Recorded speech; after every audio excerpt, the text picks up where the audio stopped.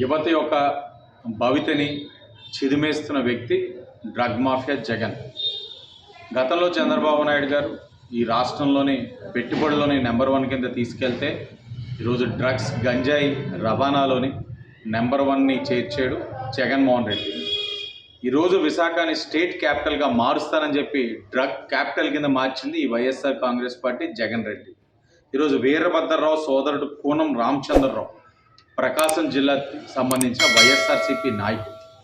వాళ్ళు ఈరోజు చేసిన ఆగడాల వల్ల ఈరోజు భారతదేశం అంతా కూడా ఈ రోజున వైజాగ్ వైపు ఆంధ్రప్రదేశ్ వైపు చూస్తూ ఉన్నారు.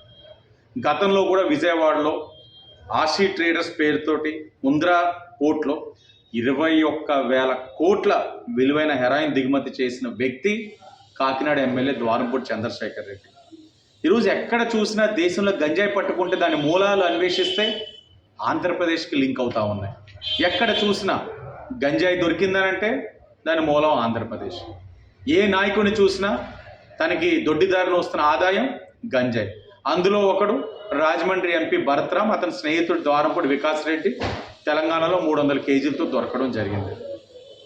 ఇప్పుడు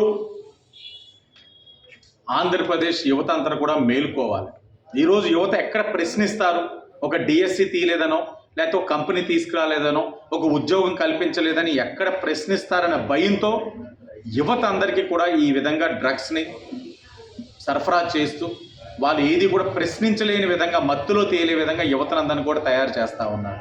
ఇది యువత అంతా కూడా ఆలోచించాలి, మేలుకోవాలి.